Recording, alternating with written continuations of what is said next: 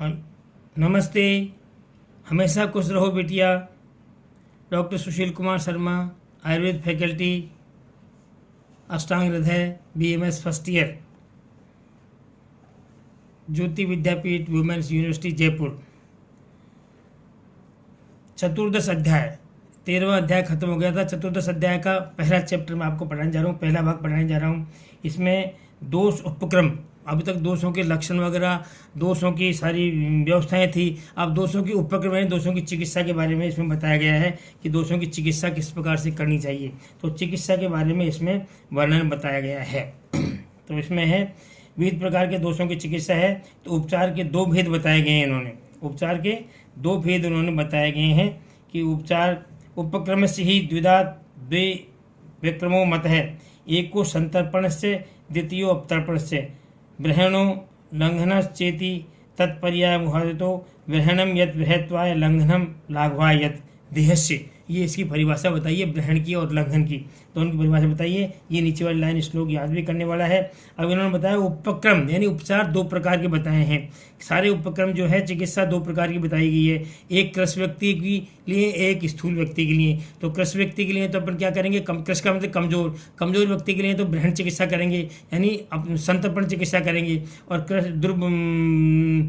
स्थूल व्यक्ति के लिए अपन अवतर्पण चिकित्सा करेंगे यानी वो उसका लंघन चिकित्सा करेंगे। इस बारे में बताया गया है। तो दो प्रकार की चिकित्सा है, संतर्पण और अवतर्पण। इनका दूसरा पर्याय संतर्पण का तो है ग्रहण और अवतर्पण का है लंघन पर्याय है इनके। देह की पुष्टि या स्थूलता के लिए जो होता है वह ग्रहण कहलाता है, और देह की लघुता या कृशता के लिए होता है उसे अपन लंघन कहते हैं। लंघन, उसका लंघन नाम दिया गया है।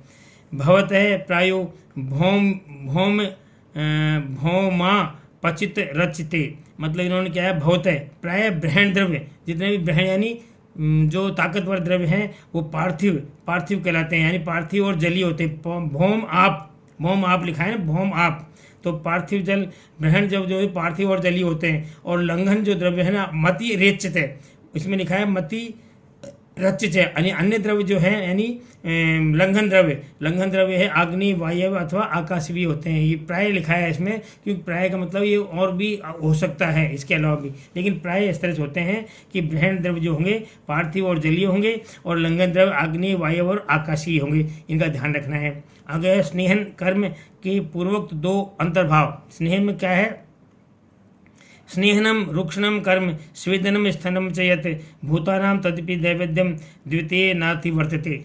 इन्होंने कहा है भूतों की द्विविधता के कारण पृथ्वी और जल, संतर्पण और अग्नि, वायु तथा आकाश अवतर्पण होने से इन्हीं दो द्रव्यों से बने हुए हैं। यानी स्नेहन, रुक्षण, स्वेदन और स्तंभन रूप चार प्रकार के जो कर्म है वो संतर्पण और अवतर्पण से पृथक नहीं है। संतर्पण और अवतर्पण के भेद हैं, इन दो में ही इनका समावेश किया गया है। ये बताया गया इन्होंने कि स्नेहन, रुक्षण और स्वेदन और स्तंभन ये दोनों संतर्पण और अवतर्पण के अधीन ही है। अब अवतर्पण के दो भेद बताए इन्होंने। अवतर्पण यानी लंघन, इसके दो भेद बताए। कौन कौन से, शोधनम समनम चेति द्विधात्रापि लंघनम, मतलब लंघन के दो भेद है अवतर्पण के, शोधनम और समनम चेति द्विधा, मतलब शोधन और समन, ये दो प्रकार के लंघन के भेद बताए हैं। शोधन तो क्या होता है, शरीर से दोषों को बाहर निकालना पंचकर्म के द्वारा, और समन का होता है औषधि को दे करके रोगों को वहीं समन करना, वो समन औषधि है। सामान्य रूप से अपन समन औषधि लेते हैं, शोधन पंचकर्म के द्वारा होता है। ये दो बताएं। शोधन के लक्षण और भेद क्या बताए इन्होंने, यद ये उदीर्यते दोषान पंचदा शोधनम चयत निरूहो वमनम काय शिरो रेको अस्त्र विस्तृति।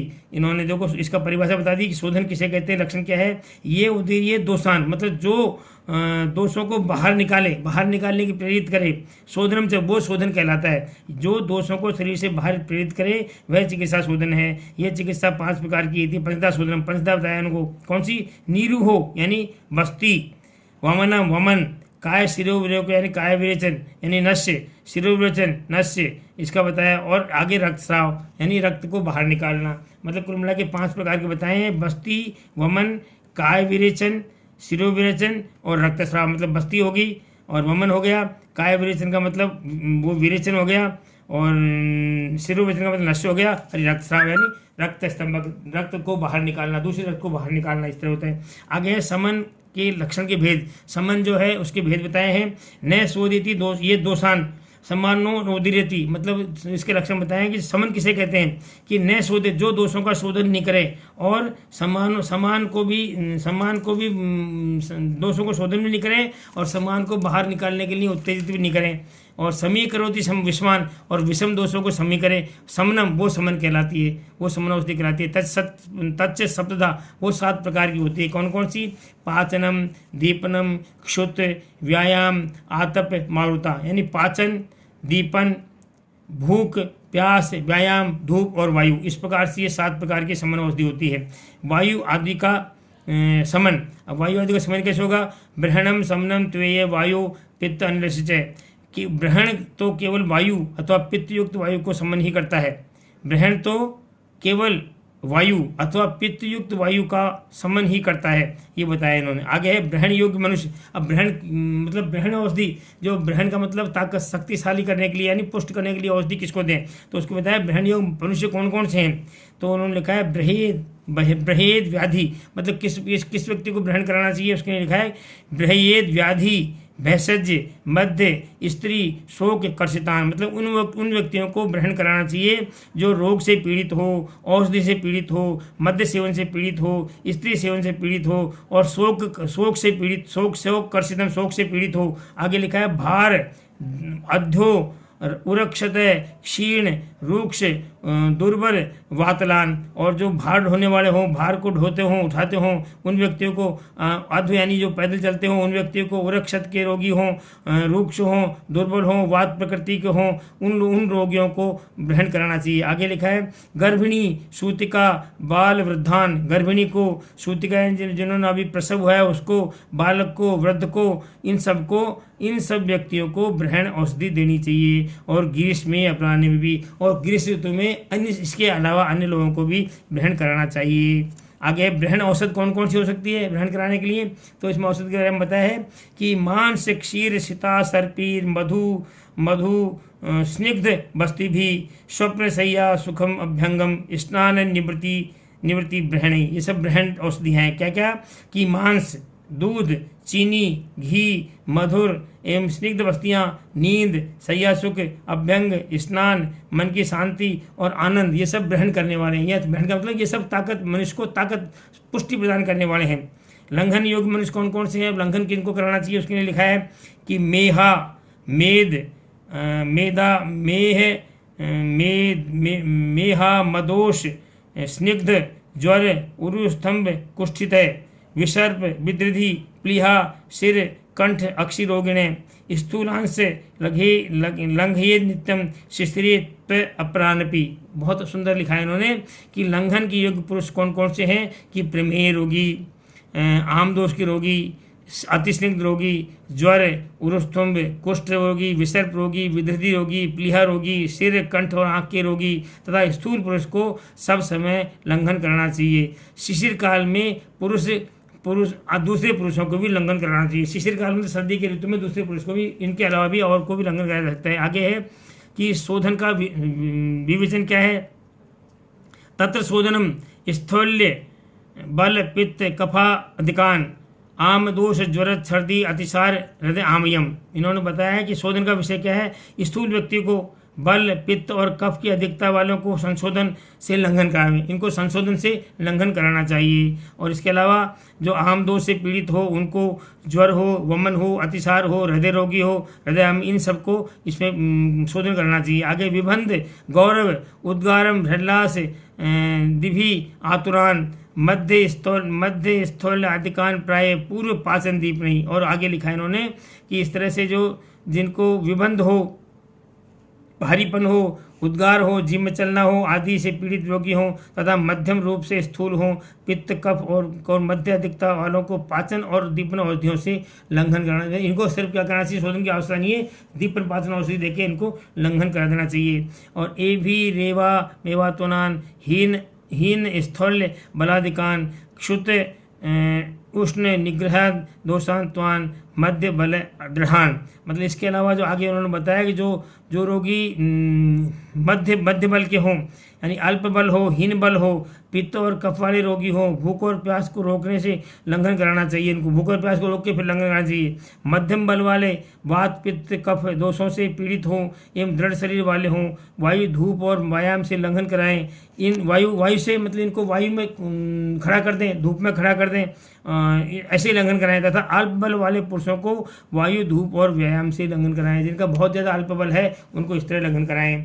आगे लिखा है न बृहेत लंघनियाम बृहस्तु मृदु लंघयेत युक्ता व देश काल आदि बलात् आचुरान चरित। इन्होंने कहा लंघन की योग्य व्यक्ति, जो लंघन की योग्य व्यक्ति है उनको कभी भी ग्रहण नहीं कराना चाहिए। लंघन जिनको कराना हो उन व्यक्तियों को कभी भी ग्रहण नहीं कराना चाहिए, लेकिन ग्रहण कराने वाले व्यक्तियों को लंघन कराया जा सकता है, मृदु लंघन दिया जा सकता है। अथवा देश काल आदि अनुरोध की युक्तिपूर्वक जांच करके उनकी चिकित्सा करनी चाहिए। आगे बृहति के लक्षण। बृहति के लक्षण क्या है? बृहत हो गया है उसके बृहति शाद बलम पुष्टि स्तन साध्य आमय संगम। मतलब ग्रहण सम्यक रूप से हो गया है कि नहीं हुआ, इसके लिए बताया कि सम्यक ग्रहण होने पर बल और पुष्टि होती है तथा ग्रहण साध्य जो रोग हैं उनका विनाश हो जाता है। मतलब कृशकाय रोगों को ग्रहण साध्य होता, मतलब बहुत ज़्यादा कृशकाय है तो उसको साध्य हो वो ठीक हो जाते हैं। आगे है कि लंघित के लक्षण। लंघित के क्या लक्षण होंगे कि लंघन करा दिया नहीं कराया, इसके लक्षण क्या होंगे कि विमलेंद्रियता सर्गोमलानाम लाघवम रुचि, यानी विमलेंद्रिय का मतलब उनकी इंद्रियां निर्मल हो जाएंगी, इंद्रियां विमल हो जाएंगी। सर्गोमलान मलों की प्रवृत्ति हो जाएगी। लाघवम शरीर में लघुता आ जाएगी। रुचि भोजन में रुचि पैदा हो जाएगी। क्षुद्र तृत सहोदय, क्षुद्र तृत यानी भूख, तृत यानी प्यास, सहोदय यानी एक साथ, सहोदय का मतलब एक साथ उसको भूख और प्यास दोनों लगेगी। शुद्ध हृदय उद्गार, मतलब हृदय और उद्गार शुद्ध हो जाएगी, हृदय भी शुद्ध हो जाएगा, उद्गार भी शुद्ध हो जाएगी। और कंठ भी बिल्कुल शुद्ध हो जाएगा। व्याधि मार्दवता, व्याधि में मार्दवता यानी जो भी रोग होगा उसमें हल्कापन हो जाएगा। और उत्साह होगा उसको, उत्साह तंद्रानाश उसी तंद्रा का नाश हो जाएगा। ये सब अच्छी प्रकार से होने वाले लंघन के लक्षण कहलाए जाते हैं। आगे है अनपेक्षित मात्रा में लेने के परिणाम। मान लो कोई चीज़ अपन ज़्यादा ले लें कम ले लें, उसके परिणाम क्या होंगे उसके बारे में लिखा है कि अनपेक्षित मात्रादि सेवितम कुरुस्तस्तु ते अति स्थौल्याति अति कसान बक्षन्ते ते सोचधाम। यानी मात्रा से अधिक आहार, मात्रा से अधिक विचार न करके ग्रहण तथा लंघन करने से अति स्थूलता और अति कृशता हो जाती है। मतलब अति स्थूल व्यक्ति, मतलब मान लो ज़्यादा अपन कमजोर व्यक्ति है, अपन उसको संतर्पण कर रहे हैं तो अति ज़्यादा देंगे मात्रा से अति स्थूल हो जाएगा। और लंघन कराने वाले होंगे उसको लंघन ज़्यादा देंगे तो वो अति कृश हो जाएगा, कृशता उत्पन्न होती है। अतः इन अति स्थूल अति कृशादि को औषध को साथ साथ बिल्कुल ध्यान से देना चाहिए, बिल्कुल ध्यान से इसका प्रयोग करना चाहिए। अति लंघित अति ग्रहण के लक्षण क्या होंगे? अति ग्रहण यानी बहुत ज़्यादा लंघित हो गया हो, अति ग्रहण उसके लक्षण क्या होंगे? रूपम तैरैव च क्षेय मति ब्रहित लंघिते। इसमें अति स्थूलता और अति कृशता आदि से क्रम से ग्रहण और लंघन के अतियोग के लक्षण समझने चाहिए। मतलब इनको मान लो इनके लक्षण ये समझने चाहिए कि ज़्यादा हो जाना, ग्रहण में अति स्थूलता हो जाएगी और लंघन में अति कृशता हो जाएगी, यही इनके लक्षण है समझना चाहिए। अर्थात अति स्थूल और अति ग्रहण के और अति कृशता के ये अति लंघन के चिन्ह हैं, ये इनके लक्षण हैं, ये मानने चाहिए। आगे है अति स्थौल्यादि का वर्णन। अति स्थौल्यादि का वर्णन में क्या है? अति स्थौल्य अपची मेह ज्वर उदर भगंदरान काश संन्यास कृच्छ आम कुष्ठ आदि नाम दारुणान। ये रोग इनको हो जाते हैं। कौन कौन से? अति स्थूल में, अति स्थूल का वर्णन नहीं है। अति स्थूलता आदि रोग, अति स्थूलता में अपची हो जाएगी, मतलब छोटी छोटी पुंसियाँ होती है उन्हें अपची कहते हैं, अपची हो जाएगी। प्रमेह हो जाएगा, ज्वर है, उदर है, भगंदर है, काश है, संन्यास है, मूत्रकृच्छ है, आम रोग है, कुष्ठ है आदि अति भयंकर रोग अति ग्रहण से होते हैं। इस प्रकार से ये आपका दोष उपक्रिया का प्रथम चैप्टर, प्रथम भाग संपूर्ण हुआ। आप इसका याद करना श्लोक इसमें से। This session provided by digital vision 2 Jyoti Vidyapeeth women's university. I hope you are satisfied with my digital session. If you have any query, please mention in comment box. I will resolve it. Thanks.